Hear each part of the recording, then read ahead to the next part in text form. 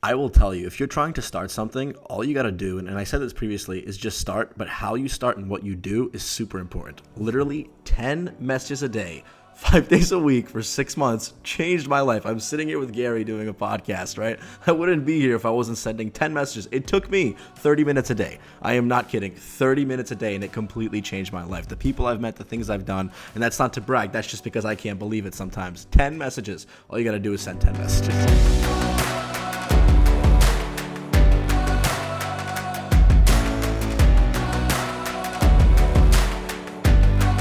Welcome to the 8-Figure Agency Show, where a successful entrepreneur and a soon-to-be successful entrepreneur help you build an 8-figure agency by sharing their failures and successes and how we've overcome those failures.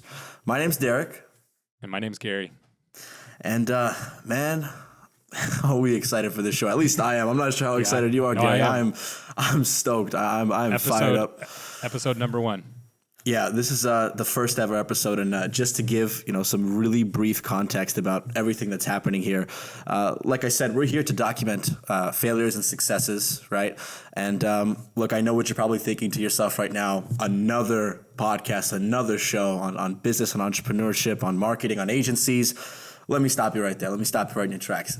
The reason why the 8-Figure Agency Show is going to be different is because Gary and I are in radically different positions in our entrepreneurial journey. Yeah, I love it. So just a little background on me. I started off with 0 people, just started off door knocking, building my agency, and we've built it up to over 75 team members. We are on track to probably hit around 20 million, 18 to 20 million this year. And that's like way exceeded my wildest dreams. And there's nowhere to go. I've looked where if you want to grow your agency and scale it, that you can just go talk to people. And so that's what we want to create. We want to create a place where not only Derek and I can help each other, but also where we can have a community of people that are helping each other within the agency world. And Derek, I'm excited for you to kind of share your story and where you're at. Yeah, no, I mean, I'm at the kind of complete opposite end of the spectrum, right? And a lot earlier on in that journey, I just started out in my agency, journey, and I've been able to grow a team of up to now 5 people. It was 7 at one point. Now we're 5, constantly fluctuating. And I'm just so happy to be able to share with others, basically documenting everything I'm doing, right? And that's what we're really trying to show through this show. The tips that I get from Gary here when we're having these kinds of conversations, I'm going to implement, and then in a week come right back and question Gary on whether it worked or not, and you're going to get to hear all of that. That's the beauty of the show. Awesome. That's why we're so excited, and that's why this show is going to be different. That's awesome. Yeah, and on my side, I'm trying to build a couple other things that we're going to talk about, and I need Derek's feedback. Like, I need to know where he's at and what he's doing and the way he's approaching it, because I'm super old and he's a young guy, and he gets this new world, and I'm a boomer. So I'm super excited. I'm super excited about this. So how are we going to start this? I know this is new for us. So how do we dive into this? Yeah, I mean, I was just going to get right into, a quick question. I've been having a couple things that I've been struggling with recently, and I think that anybody who is starting their agency might be having the same issues. So I was just going to get right into that. And it's about sales, right? It's about cash flow. I need more cash. I need more sales. A little bit of context, right? When I started the business, I literally grew it to the point we're at now, which is about 20 a month, 20K. And I got to this point strictly off of 10 emails a day. And that's not a joke. Literally, I personally sat down. I sent 10 cold emails a day to my ideal prospects. And that was it. And I did that for like 6+ months until I hired my first BDR, who's now sending 50+ messages a day. That's kind of what's carried the business. But now I'm at a point where I have a team of people. I know how to execute. I know who I want to work with. But getting that business into the door, more demand than I can handle, I'm kind of stuck. I'm not at that point yet. So what broke about the system? Is the system just not moving fast enough? It's not moving fast enough. It's not necessarily broken, but it's not creating as much meetings as I would like it to, as it used to. And you can't scale that? You can't like double the email output that... See, the issue that you run into there is our market's not the biggest market who can actually afford the services, so we kind of can't. Yeah, so avatar. So you have a very specific avatar, and it's not... How many people would you say are in that market that are potential clients? Do you know that number, ballpark? If I had to ballpark it, at least 100 to 200. So we haven't reached a lot of them at all, but the problem is how we're reaching them. Yeah, 100. So there's 100 to 200,000. Okay, so and just so everybody's clear, like I'm in a market I'm in the dental industry. There's only about 200,000, 150 to 200,000 dentists as well, but the vast majority of them are not my core target that we could actually work with. Probably about 20,000 to 40,000 of them. So we're in a super, super niche market, and we're able to do well over $1 million every single month in recurring revenue on that. So that size of market is totally fine. I'm not intimidated. So I meant 100 to 200 like shows. I don't know about people. Total? I don't know if, I don't think it's that much at all. Yeah. Because the amount of podcasts that are successful enough, or content creators are successful enough to afford, X amount of dollars a month is not many. That's the issue. Yeah. So what's different? What's different about you? Like, why would those? So that's a super small market, right? Yeah. But you don't need a lot of them to win. So what are you offering that they would work with you? What separates ourselves from any competition is we sell time more than anything else, right? We really save them the time because we know what works. So like from literally day one, they have clips up within 7 days, and they're actually clips that are generating results, not just, foo-foo, they look good, they actually work. Yeah, they actually get the views. Okay. Yeah. So so the first thing you got to do is you really have to speak directly to that avatar. If that is who you guys are going for, you need to go all in speaking directly to them, and then you need to really speak to that time-saving aspect. And then from there, what I would do, this is how I would build it. So there would be 3 legs to this. So number 1 would be a target list. So obviously write down those 200 people, and then I would be interacting with a face, not with a brand. So that's really important. So either you on your social media or a VA doing it, interacting on all of those 200 people's social media, wherever they're most active and wherever they're going to see you, right? Now, here's the little tricky part. If someone, like a lot of my social media is handled by someone else. So some social media platforms I handle. So if you leave a comment on there, you're actually getting a response from me. Other platforms I don't handle.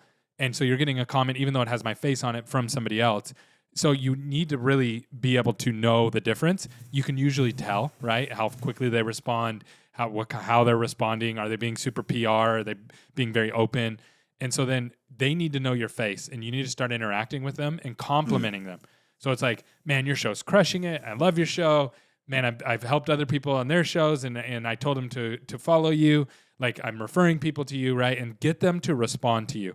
That's key. So name recognition is huge in a market that small. Every one of those people should know Derek's name. That's number 1. Number 2 is then I would offer to build something to help their shows. So what could you build outside of it that would cost them nothing? They don't have to use your services, that would help them, that would help their shows. It might be a brand deal. It might be a sponsorship, right? Like, imagine if you came to them, Derek, and said, hey, I got a guy that sells XYZ product, and I've already talked to him, and he wants to be on your show as an advertiser, just as an add-on. What do you think they're going to say? They're going to be like, interesting. Absolutely, right? So something like that. That one's not really scalable, but like what I do is we do like webinars. So we'll do webinars where we bring in all our referral partners, and we all promote the webinar, and we manage the whole thing, so they don't even have to think about it. They just come and present, and then we're getting all access to all their customers, and vice versa, right? And so that's huge, been huge for us. You need to figure out that thing. That's number 2. And then number 3 is then I would just have like retargeting ads that hit the pain points of these shows. Of like, I'll give you an example. I saw a podcast. It's called My First Million. Yeah, of course. They weren't big video editors, and they're very frugal, right? So they don't pay money to produce shorts for their show. They said, we're going to do a $5,000 contest for people to create shorts for our show. And they got a bunch of people like that. So maybe doing something like that, like a contest saying, hey, we'll pay for the contest for your show. Or even, Derek, what you could do is pre-make some for them and just send them to them. And just say, hey, will you guys test this out? I noticed that you guys don't do shorts. We did this for you. This is going to kill. Here's how you post it. We already did it all for you. That would be another way that you could provide major value and get your name out there. Yeah, it's funny. This is actually really glad you brought that up because I've been seeing a lot of stuff online. People will say, I'm not going to name any names, but people will say things like, oh, when you're freelancing or when you're running an agency and people ask for free work or samples up front, you should never, ever do it. I'd love your thoughts on that. Gary, should you do free samples up front before a deal is closed? No, not if you're. So the example I gave you, you're going to them first. They didn't come to you. Mm-hmm. Right. So that's a huge difference. So if they come to you and they're like, give me free stuff, I want to see how it performs. It really depends. Right. So I wouldn't do it. And I used to do that. I used to have like a free model where we'll do all the onboarding and we tested that out at the beginning. People do not value it. Like the value disappears when you do it for free from that perspective. So it's really hard to get that value back and get them to comply and do what you like. I need you to say it this way, or I need you to shoot it this way, right? Yeah, it's really hard to get them to do that. But I think, Derek, like if I had a popular podcast and I was doing really well, but I wasn't doing shorts, and I saw you on my social media, I saw that you were bringing value, and then you gave me a short, and people have actually done this before to me. The short didn't work when I posted it; it didn't do well, and it wasn't edited well, but but it got me to think, right? Like I was like, if it would have worked well, I would have talked to them and said, okay, how does this work? How can we work together? Yeah. When we first started, right. And I was sending these 10 emails every single day, literally almost every single client that I still work with to this date, I closed them through examples of work. So like basically what you're saying, except it started with a cold email that they were like, can we see some of your work? We did the samples for them directly, right? And we just said, hey, like take a look. Only thing is we didn't let them post it. They didn't have a problem with that. They still ended up being clients, which was great. But I think my question to you is this: how scalable is something like that? Because if I'm putting so much team resources on creating samples versus focusing on great client work, how scalable is it? How long does it take to make one video, just one really good video from a podcast? Yeah, it could take some time. We've had one clip sometimes take upwards of like 2 hours just for one clip with everything involved. Got it. So, but the thing is that you're going to have to be different, Derek, because you have such a small audience. So you're going to have to do something to get and penetrate that. And if it's not provide value that way, that's fine. But what's another way that you could provide value to these guys so that they know that you're the real deal? I've been really thinking content because I was really doing some brainstorming, and it's funny enough because Alex Hermosi came up on my For You page. What else is new? And he said something really interesting. He was like, listen, you just keep posting content and talk from a perspective of how you did something rather than how people should do something. And that really blew my mind. I know I've created content for many years and I never had that like epiphany. It was such a simple thing, but it's huge, right? And that was my thinking. I'd love for you to pick that apart. Is that a sustainable thing? So this is our podcast is probably a really good platform, right? So like if you can take this and say, hey, we had 0 viewers and we posted our first episode and we posted this short and it did 20,000 views, 100,000 views, whatever, right? Whatever the numbers are. And we posted that, like that's a really good recipe. And hey, we can do the same for you. That would be a great way to get your foot in the door and really help people grow their podcast is like, I grew my own podcast, and here's how we did it. Yeah. So basically create content and leverage that. So to make sure that, we can provide value to the audience here, you're saying if you're starting an agency and you want to reach an audience, right, then what you need to do is figure out, A, how you differentiate yourself from other services in the marketplace, and B, figure out how you can offer that value to your prospect customer. Now, how you reach them is up to you, cold email, content, right, whatever that may be. But kind of what you're saying is no matter how you reach them, what's going to differentiate whether they become a client or not, whether you do business with them, do they see the value in your work, and how do you present that value? Yeah, just think about like all the times that you've been hit up to do things, right? Like you are on default no. Right? Like we're on default no. So how do you overcome the default no is by having like a stupid offer or providing so much value. This is what I like to do is like, I want to provide so much value to you that you're not going to be able to say no. I'm going to get you thinking that, wow, if this person's willing to do all this and I'm not even a client, I can't even imagine what I would do if I was an actual client. No, yeah, that's absolutely right. And, I'm going to go back to the drawing board and I'm going to do just that. I think I'm going to run with some sort of content thing, especially now with the show.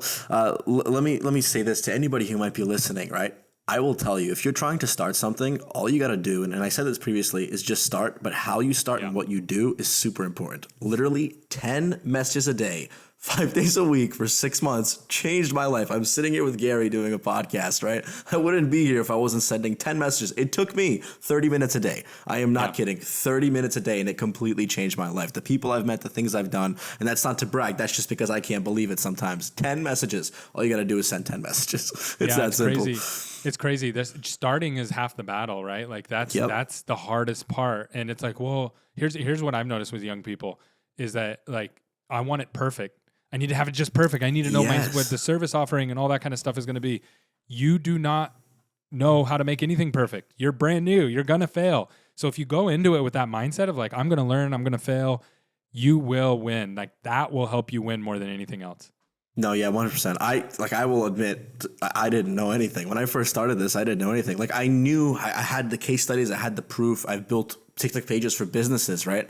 All I did was said, I know how to do this. I have this skill. I didn't know who I was going to serve. I didn't know how I was going to execute. I didn't have an editor lined up until I had my first. I had none of that. I just 10 messages. I started sending stuff, and then one day it all kind of literally. And one day I was sitting in a parking lot in the gym, and I got a message saying, "Hey, invoice paid." I was like, okay, I need an editor. Found an editor within like 2 hours. Editor's with me till this day. It's crazy how quickly things could change. You just got to start 100%. Yeah.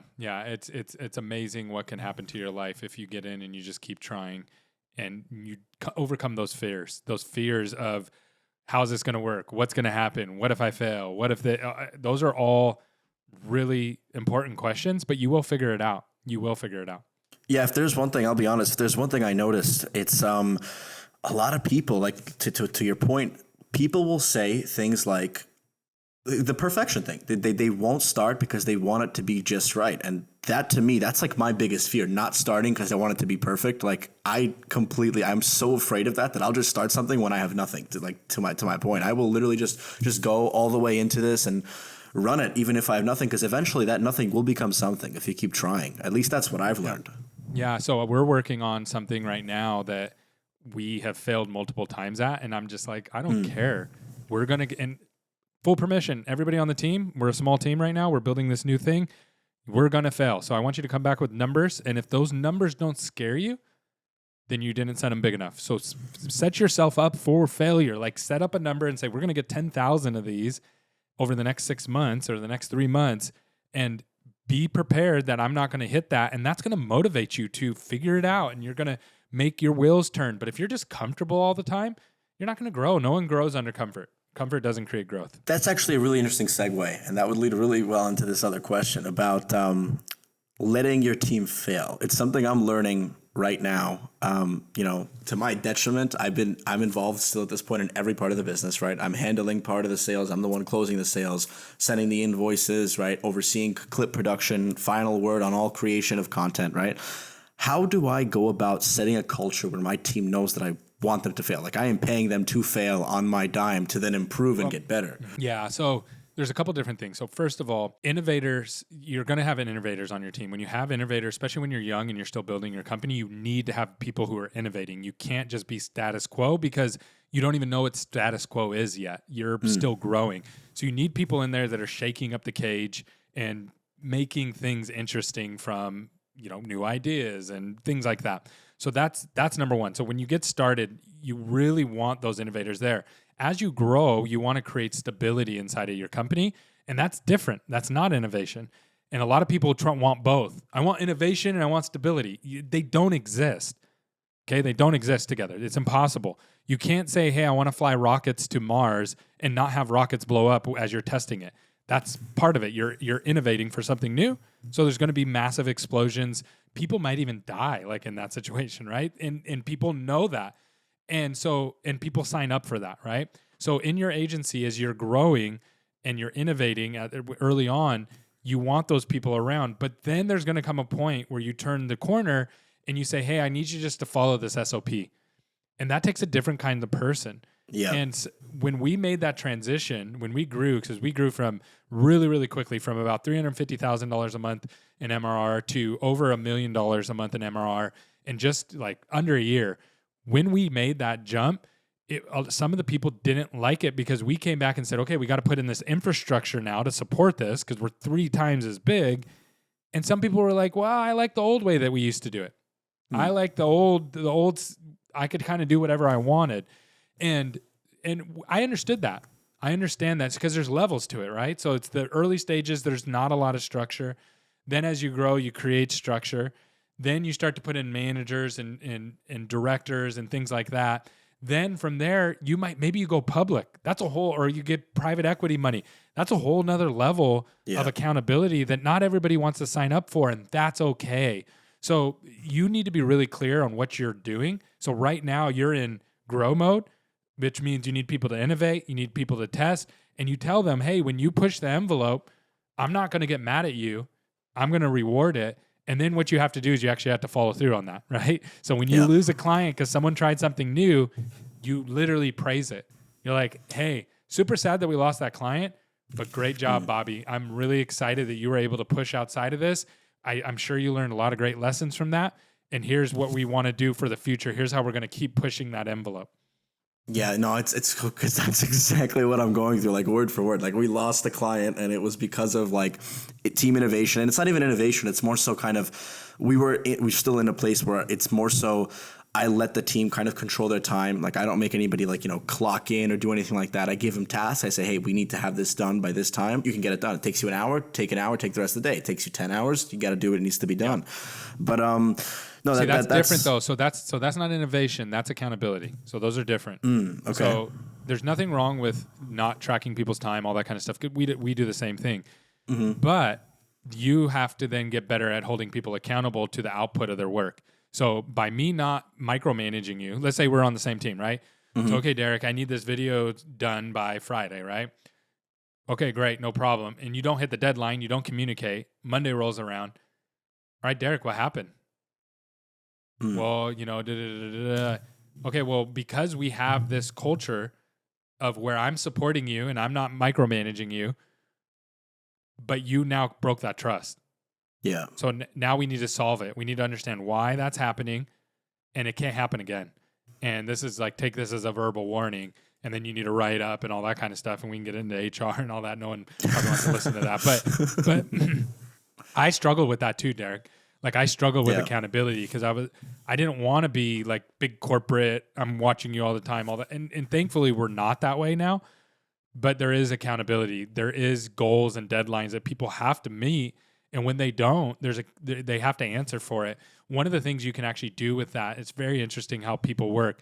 If everybody in a group knows what the work is, and we are in a group meeting, so it's me, you, and the rest of the team, and I'm like, all right, Derek, what are you going to get done by this Friday?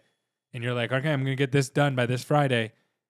You are more likely to get it done, not for me or the corporation, but for the team, because we're all counting on this. This is how we all make our money, especially at the size that you're at. And people will be accountable to that, and they'll actually work harder on that than they will for you. But that group accountability is huge, and ownership is huge. Yeah, no, 100%. It's exactly what I'm going through right now. Accountability it's a big thing right now. I've had a lot of similar situations to where people are not meeting deadlines. So, I mean, my question to you, Gary, would be, when do you have to let people go? When do you fire people if they continuously miss deadlines? Yeah, so it's just an accountability thing. So I hate firing people, right? You're probably the same way. Most entrepreneurs, you don't want to fire people. So we very rarely fire people, but it's just clear accountability. It's, okay, so you told the group that you were going to have it by Friday. You didn't live up to your end. Why? What happened? Well, I crashed my car and is in the hospital. Okay, that happens, right? So there's no accountability that's needed there. Yeah. But if they're like, oh, I just forgot. Okay, well, that's not acceptable. Now, what I would do if someone told me that, I would look at your systems and say, what systems have I built that allowed them to forget? So that's called extreme ownership. And it's a way to perceive this and say, okay, well, I failed you because I didn't have a system that would remind you. So and I know you're working on this, I have ClickUp and I have all these things that are going to be in there and you're going to be reminded. You're not going to forget again. But then from there, so now it's a verbal warning like, hey, now I have the system, but you can't miss anymore. And then they miss again, then it's a written warning. And then next time it's like, okay, we have to part ways. It just isn't working out. You're awesome. I love what you do. And that's great. And I'm sure you're going to do really good at some other company, but here it's just not working. and I don't want to hold you back from what you're really capable of doing somewhere else. You know, my initial reaction to that, Gary, is, and I struggle with this personally, when I take extreme ownership, right, and when I do exactly that, there have been situations where I felt kind of naive because people were clearly taking advantage, right? Where I was paying them, they weren't doing the work, and I kept saying, "Oh, that's my fault. I didn't give you this, or it's my fault." But at the end of the day, they just didn't do the work, right? How do you get over something like that and actually just pull the trigger, fire people? Yeah, so it's slow to hire, quick to fire, right? When you know someone's not a good fit, and I haven't always lived up to that. To be honest with you, it's hard to do.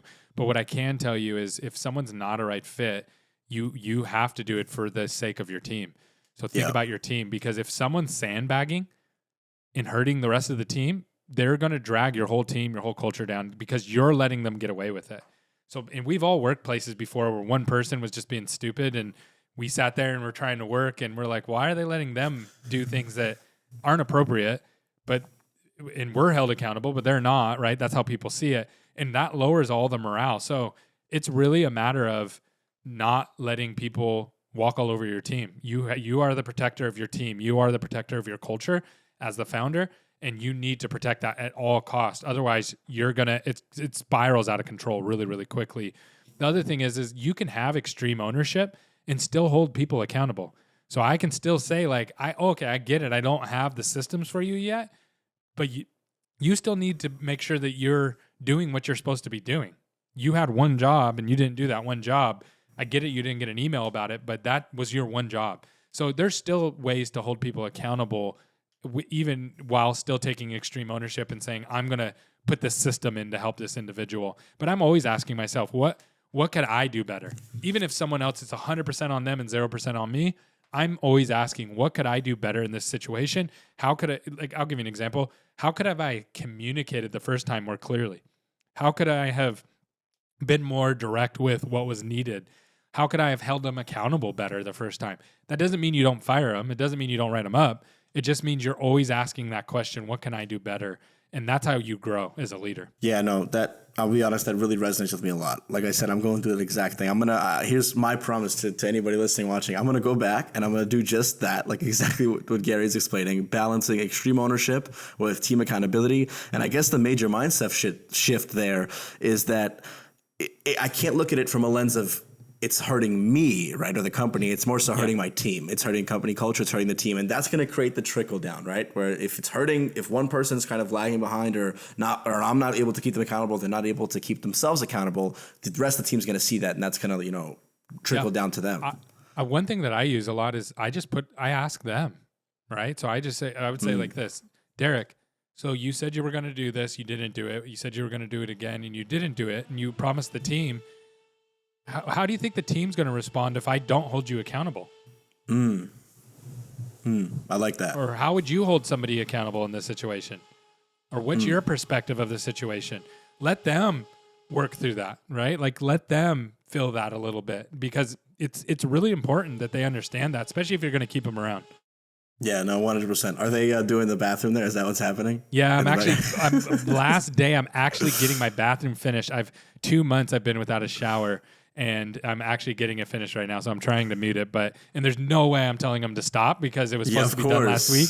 And it's like they're putting on the last door. So I was like, oh, it's worst timing. Normally I'd say do it later, but I was like, I can't go without a shower anymore. No, you got to get that shower. And I will tell you, if anybody, guys, go follow Gary on TikTok, right? If anybody goes and looks at his TikToks like the last month, a lot of them start with, I'm a work from CEO with no shower. And he tracks the days. Check out his TikTok. But yeah, I've stopped tracking it because it was so depressing, man. I was like, oh, this is going to be really cool. And then I'll do a shower reveal. And then I'm like, yeah, I don't have a shower still. So I don't, yeah.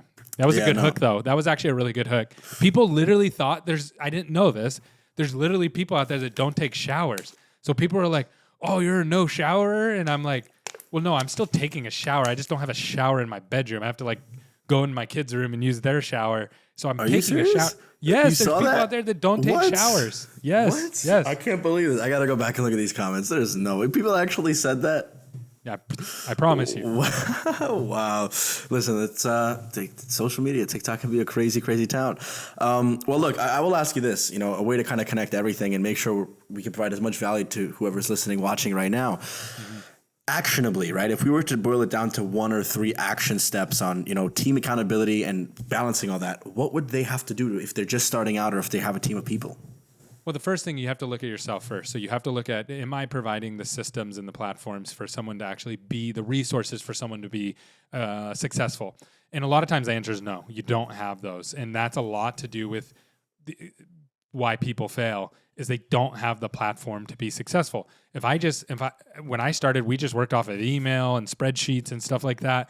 And it wasn't a recipe for success. And I would get really mad at other people. Why didn't you do this? I knew to do this.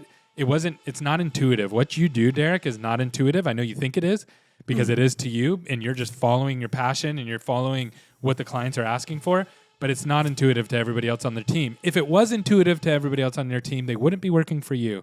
They would be out starting their own businesses. So you have to be the really caretaker of that environment and really ask that hard question of yourself. Am I providing accountability? Am I providing the platforms and the resources they need to be successful? And do we have like a clear understanding of what winning is? Like, could you go to every person on your team and say, this is winning and this is losing? And then the other thing is having really, really clear core values and why you do what you do. You need to have that nailed down. That's where everything rallies around. So look, I'll pose you this question. Gary, how do you define your company's core values? Yeah, so what we did is we sat down and we said, okay, well, what matters to us or what's uncompromising? And a core value is not like, hey, we're not liars. That's not a core value, right? We're truthful. That's not a core value. That's baseline humanity. To be able to be friends together, you need to be truthful, right? So those are not core values. Core values are things that you hire, fire, and promote based off of.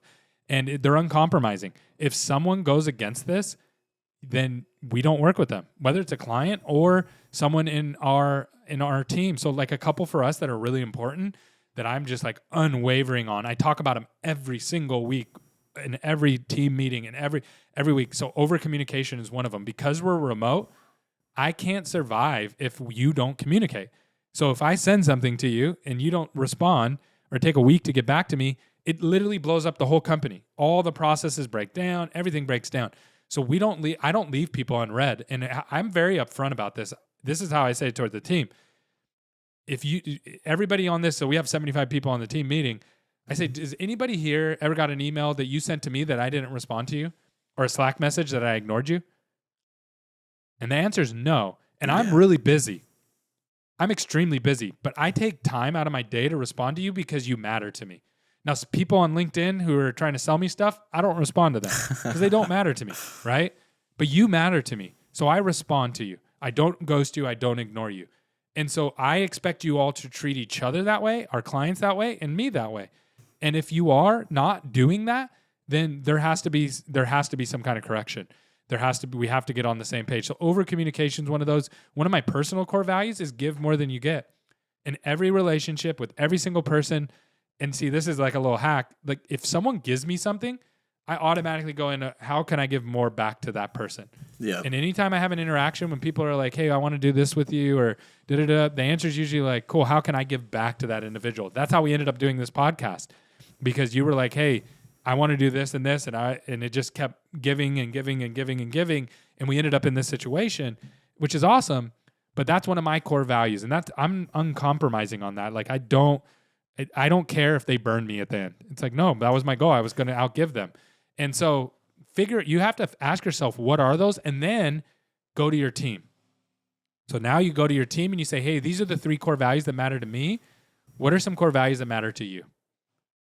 And then you get your team's input and you try to boil it down. You try to make them simple. You don't want platitudes, right? You want like very clear things that have a real meaning. If you can use it in your own language, like how you guys talk inside your company, that's even better. And then from there, you have to dial in why you're doing what you're doing. So especially with younger people. So if I talk to people about older than me, I'm almost 40. So when I talk to a 50-year-old or a 60-year-old, they're very locked in on their job. They love their jobs. They want to stay there forever. When I talk to people your age, Derek, they're like, you guys are taught every year or two, you should be hopping jobs because you'll get paid more, right? You're literally taught that. So how do you fix that? Because turnover kills your business. Yeah. You do that by presenting a cause bigger than yourself. So if you haven't read the book, Simon Sinek, The Infinite Game.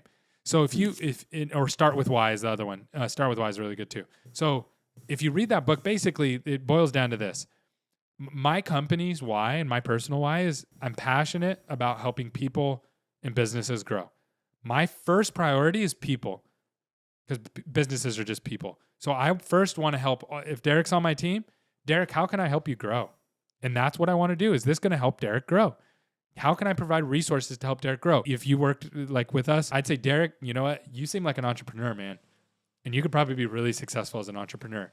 So I love that you work with us. I don't want to lose you, but I would actually be really excited for you if you started your own business. And so if you ever want to do that, let me know. I'm going to be your biggest fan, right? So I want people to grow, even if it means not with us. And I've had multiple people leave our company and go start businesses, and that's awesome. That's great. But I want to help them grow. And everybody on our team knows that. So we have really good retention. And then second, we want to help businesses grow. And so we get to watch and say, okay, someone's paying us $10,000 a month. We help them flip that into $50,000 a month, and now their business is growing because of it. So that's our why. So you got to figure out why you do what you do and work with your team on that. So it sounds like step one, ask yourself what you want to see be done in the company. Step two, put that out to the team, see what they think, whatever aligns with what the team is saying in a consensus and what you came up with and the way that you see that vision in your head. Put that all together in writing and live by it. Hire, fire, and, do business by those policies. It seems like that's the number one way to do it, step by step. Yeah, exactly. You have to have those culture. That's the one thing that I wish I would have started earlier. I used to think that culture was just like a fluffy thing that people use to sell books. It's not. It's how you it's building relationships with people. It's just like in your family, right? You either have a good family culture or you have a bad family culture.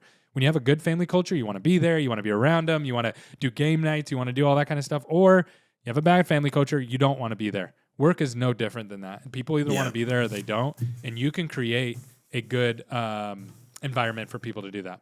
Yeah, no, culture is so important. Like I'm literally going through it. If you don't live by a certain kind of, not policy is the wrong word for it. It's more so like quote unquote lifestyle within your company, things change really quickly because when you have that lifestyle, when you have things like core values, and I'm kind of building this out right now, it can all fall apart really quickly because then you don't know, you get kind of paralyzed. It's kind of similar to, paralysis by over analysis, right? You do so much research, you don't know what to do. Like what's the first step you should take? It's kind of similar, at least for me, because now I'm in a position where do I hire? Do I fire? Do I go into this little new market? Do I not? And the reason why it's a difficult decision is because those core values are not necessarily perfectly defined.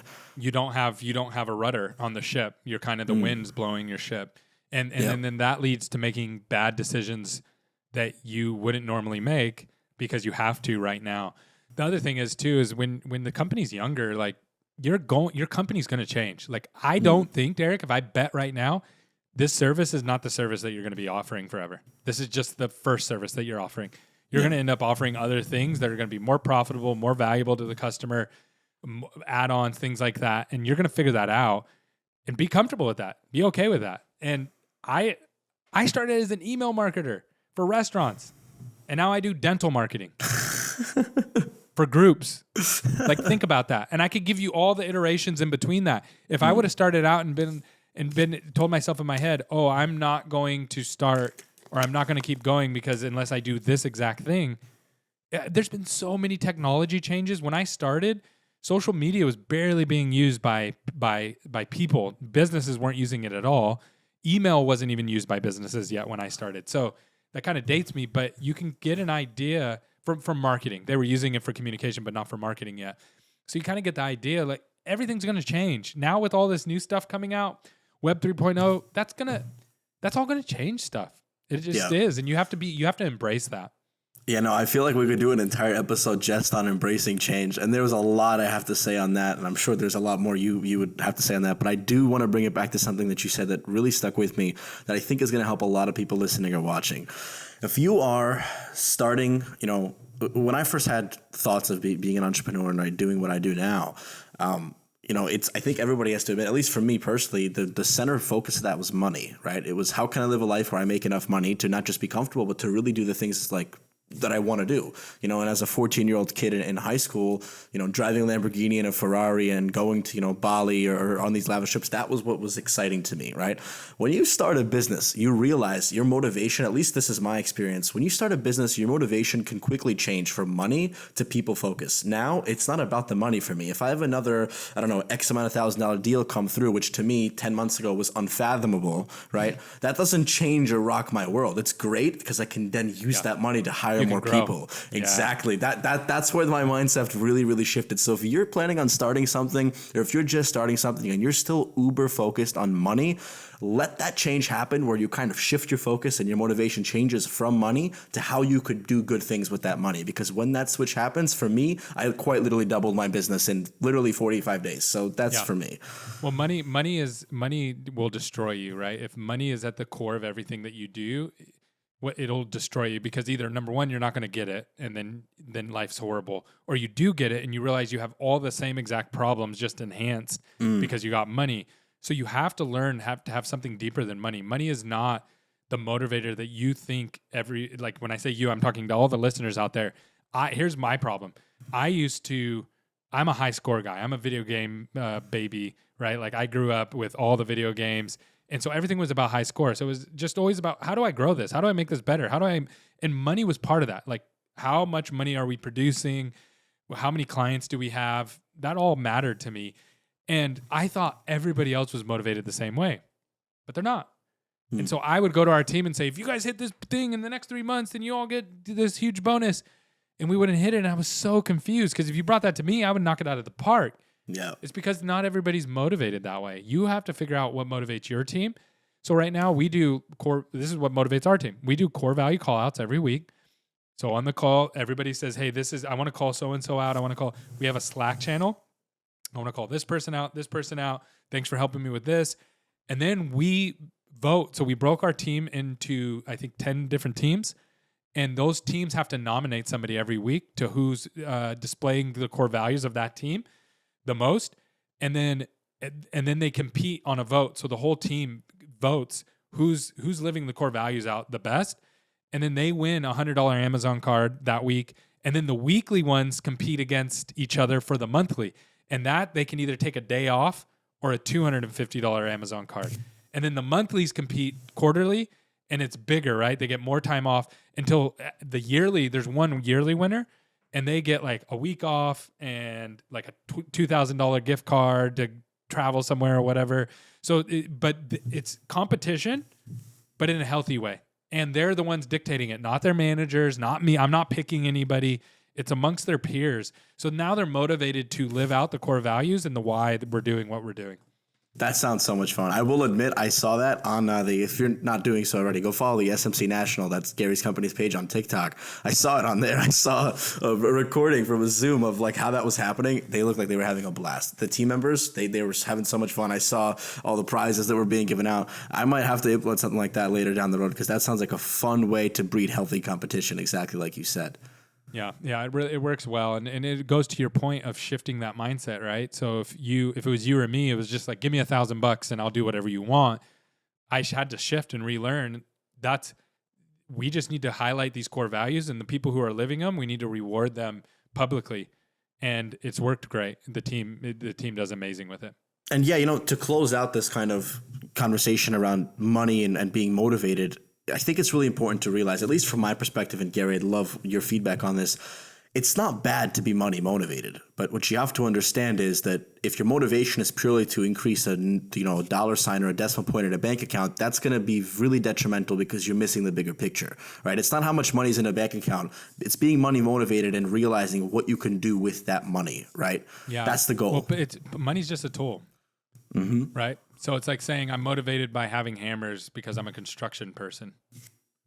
You're not motivated by the hammer. The hammer is just a tool that helps you do the thing really well. And money does fix money problems. Don't let anybody, some people out there are like, no, money doesn't make a difference. No, money, like when you have money to buy food and you didn't have money to buy food, like money's a really cool thing. And if you can buy a nicer house or you can go on a nicer vacation, that's awesome. But that's all it fixes. It only fixes money problems. It doesn't fix your marriage. It doesn't fix your friendships. It doesn't fix your children. It doesn't fix your partnerships. It actually only enhances. So what I have learned about money is an enhancer. So if you have an alcohol problem and you get a lot of money, guess what's going to happen? But if you're a giver and you like helping people and you get a lot of money, guess what happens? It only enhances whoever you are. So you really focusing on you and who you are and how you deal with people is really the key to all success in any category. No, you're 100% correct. And if you're, I gotta just say this because honestly, I never would have imagined that I would be doing this one day, especially so soon, right? I'm turning 19 in like 30 days. Today's June 1st. My birthday is June 30th. So my birthday's in July. So yeah, I'll turn 40 when you turn 19. That's awesome. That's going to be a really fun time for sure. But listen, who knows? We'll probably, knowing my luck, we'll be filming an episode on the day of the 30th. But we'll see. Point being, when I was a kid and I was growing up and I was having all these ideas of what I was going to do, you gotta, one thing I think of everything we talked about, if there's one thing that's going to resonate with somebody, I think it should be this. If you're just planning on starting out or if you're not sure what you're going to do, that's okay. Because I did not think that I would be sitting here right now doing this show, doing the work that I'm doing. I didn't even know the work I'm doing existed 12 months ago. Actually, a little bit longer, 12 months ago it didn't exist like 5-10 years ago. It didn't exist. Exactly. Yeah. So I thought I was going to be in the NBA, so. Hey, we can still make that happen. We could try. Yeah, no, I'm not. I didn't have the jumper. I'm slow. Right? Like there's a lot of things working against me. Yeah, no, that's super, super important. And kind of let yourself figure out what you're passionate about, go into that and do something in that realm. I mean, Gary, you said it yourself. You started email marketing for restaurants and now you're doing dental marketing for group practices. Like, how do you go from, it's like going from here to like here. It's completely different. It's totally different. And I just kept leveling up, kept adding services, kept changing, kept learning. And that's all you have to do. If you do that, if you start and then you keep learning, you'll be successful. Yeah, no, 100%. Look, all in all, I think I really hope provided a lot of value in this episode, right? We touched on sales and how you could provide value in sales and with the various different things you could do in sales. And more importantly, sales just a transfer of knowledge and value. I've heard that a lot. I think, Gary, you could agree with that. And so it's kind of what Gary explained to me is different ways that I could in my company transfer value to somebody through the sales process. I hope that if anybody was struggling with the same thing, what Gary said would, help you as well figure that out. And other than that, we touched on a lot of other important things, how to hold your team accountable, right? How to hold yourself accountable, to hold your team accountable, and everything in between. And lastly, all about motivation and being money motivated. I really hope it provided a ton of value to you in this episode. That's awesome, man. You did a great job. If you haven't, go like and follow Derek. Follow us on social media. Make sure you subscribe to this podcast. We're going to keep coming out with these and keep talking about problems. And you get to see Derek blow his company up. He's going to do great things. So I'm excited to watch and publicly hold him accountable to reaching his goals. And that's an amazing thing. I am building. It's a major motivator. I am building in the public eye, and so you guys will literally quite see me get to 50K a month, 100K a month, and eventually, end goal, who knows, 9-figure exit plus, right? I mean, who knows, 10 years down the line. But guys, thank you so much for watching. Like Gary said, this is a pleasure. This is the first of many. This is a weekly show, right, Gary? We're going to be doing this once a week. Yep. So we're going to be posting once a week on all platforms: Spotify, iTunes, Google Podcasts, YouTube, Instagram, TikTok. We're everywhere. So go check us out, and leave a review. We'd love to hear your feedback. Yep. Thank you so much. Bye-bye. Bye, guys.